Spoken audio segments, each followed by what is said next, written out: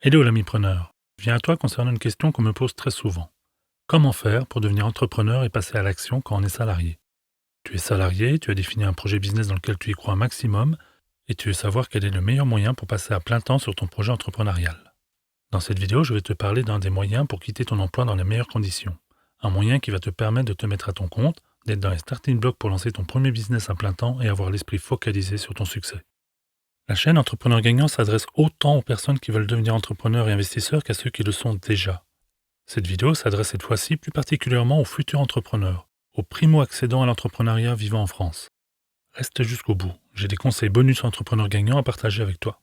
Avant de rentrer dans le vif du sujet, si jamais cette vidéo t'a apporté de bons conseils, n'hésite pas à la commenter, à mettre un like et à t'abonner si ce n'est pas déjà fait. Si tu penses que cela peut servir ou plaire à quelqu'un ou plusieurs personnes autour de toi, eh bien n'hésite pas à la partager également. Voilà, sur ce, je ne te fais pas attendre plus longtemps. Voici mon conseil pour quitter ton poste de salarié et te lancer dans l'entrepreneuriat dans les meilleures conditions. Ami preneur, ça y est, tu as trouvé ton projet entrepreneurial et tu as décidé de passer à l'action. Tu es compatible avec les sacrifices et les responsabilités que demande l'entrepreneuriat. Tu es vraiment motivé à passer à l'étape suivante. Maintenant, tu veux démissionner et quitter ton emploi pour te consacrer à plein temps à ton projet. Avant d'agir, tu te demandes quel est le meilleur moyen. Tu te demandes quelle est la meilleure démarche à suivre. Si je suis à ta place, je peux évidemment décider simplement de démissionner. Sache qu'en France, on a droit aux aides de création d'entreprise et au maintien des allocations de chômage, même quand tu démissionnes, mais sous certaines conditions. Ami preneur, mets-moi en commentaire si tu veux que je te fasse une vidéo sur des aides à la création d'entreprise. Dis-moi aussi en commentaire si cela t'intéresse que je fasse des vidéos sur des aspects plus pratiques, plus techniques, plus fonctionnels, sur la création et la gestion d'entreprise. Revenons à la vidéo. Tu l'auras probablement compris, je ne vais pas te conseiller de démissionner. Il y a mieux à faire. Je ne vais pas non plus te conseiller de prendre un congé sans solde, un congé sabbatique ou un congé pour création d'entreprise. Ce sont d'autres solutions, qui ont l'avantage de t'offrir la possibilité de revenir au statut de salarié si ton projet échoue.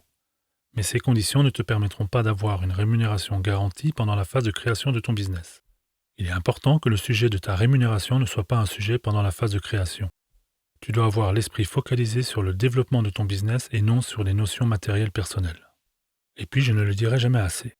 Tu veux te lancer et que tu crois dans ton projet, il faut foncer et ne pas regarder en arrière.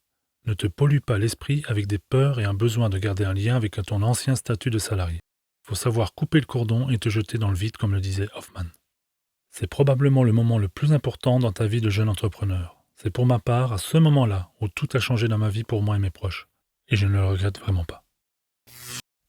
La solution que je te préconise est de négocier avec ton employeur une rupture conventionnelle. C'est quoi la rupture conventionnelle? La rupture conventionnelle permet à l'employeur et aux salariés en CDI, uniquement pour les salariés en contrat à durée déterminée, c'est important d'être en CDI. La rupture conventionnelle permet donc, entre l'employeur et le salarié en CDI, de convenir en commun accord des conditions de rupture de contrat de travail qui les lient. Pour l'employeur, cela lui permet de mettre fin au contrat de travail sans avoir besoin de définir un motif autre que le seul souhait des deux parties d'y mettre fin.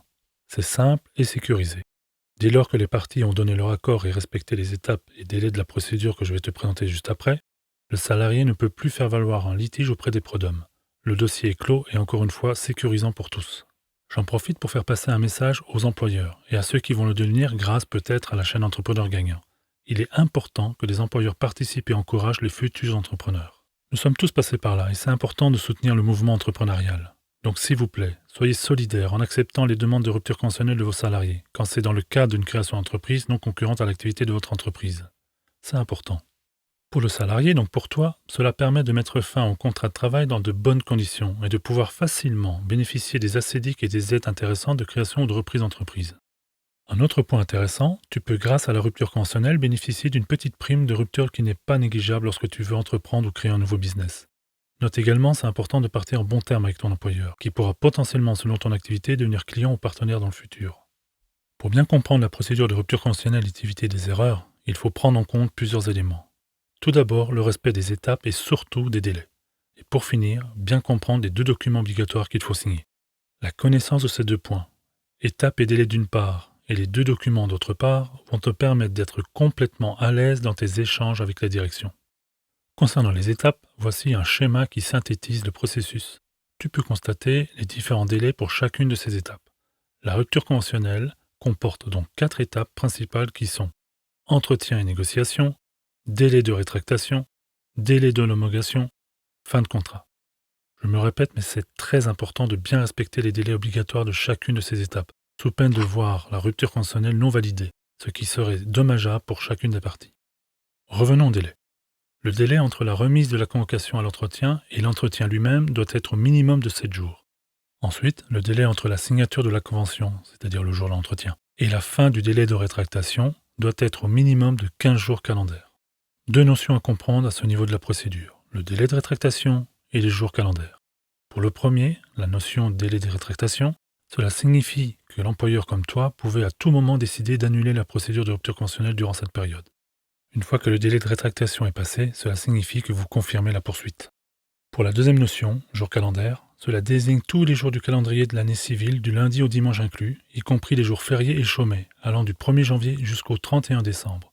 En d'autres termes, 15 jours calendaires signifie que tu comptes 15 jours continus à compter du lendemain de la signature de la convention, en prenant en compte tous les jours de la semaine et jours fériés inclus. Une fois que le délai de rétractation est passé, il faut compter un délai d'homologation. 15 jours ouvrés à côté du lendemain de la date de fin de délai de rétractation. Le délai d'homologation est un délai donné à l'organisme DIRECTE, externe à l'entreprise, pour valider ou refuser la procédure de rupture conventionnelle. Ici, à la différence des jours calendaires, on parle de jours ouvrés.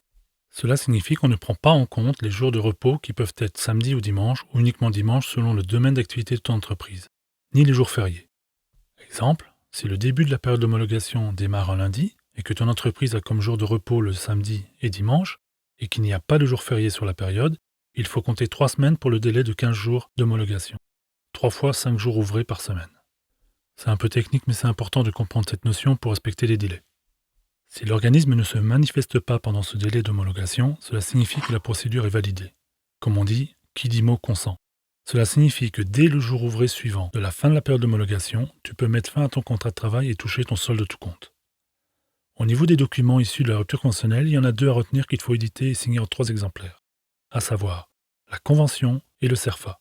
Dans la convention comme dans le CERFA, les points importants à vérifier, en complément de la vérification des informations relatives à tes coordonnées, nom, numéro de sécu, adresse, date de naissance, et des différentes dates à bien indiquer comme la date de remise de la convocation à l'entretien, la date de l'entretien, la date de fin de délai de rétractation, la date prévisionnelle de fin de contrat et la date de signature du document qui doit être celui du jour de l'entretien, il faut vérifier le montant de l'indemnité de rupture. Pour le montant de l'indemnité, 2 choses à comprendre. La notion de pourcentage de salaire mensuel par année d'ancienneté et le montant moyen de salaire mensuel pris en compte. Le montant de l'indemnité doit être égal à 1/4 du mois de salaire moyen par année d'ancienneté jusqu'à 10 ans et 1/3 du mois de salaire moyen par année d'ancienneté après 10 ans. Le salaire mensuel moyen pris en compte est le montant le plus favorable pour le salarié entre soit la moyenne de tes 3 derniers salaires mensuels à compter de la date de l'entretien, soit la moyenne de tes 12 derniers mois de salaire. Quelques conseils bonus entrepreneurs gagnants. Il faut savoir que la rupture conventionnelle est une négociation. Il est donc possible, selon les cas et surtout si la demande de rupture est à l'initiative de l'employeur, de pouvoir demander, négocier certains avantages comme par exemple de conserver l'ordinateur portable ou le téléphone pro. Cela sera des coûts en moins à investir lors de ta création de ton business. Autre point à retenir, dans une rupture conventionnelle, il n'y a pas de préavis de départ à effectuer par le salarié. Seuls les délais cités dans la vidéo sont à prendre en compte. Avec toutes ces informations, tu es en mesure de bien négocier et gérer ton départ pour te lancer dans une très belle aventure qu'est l'entrepreneuriat. Pour aller plus loin dans ton projet d'entrepreneur, voici la vidéo sur le thème « Entreprendre ce que j'aurais voulu savoir ».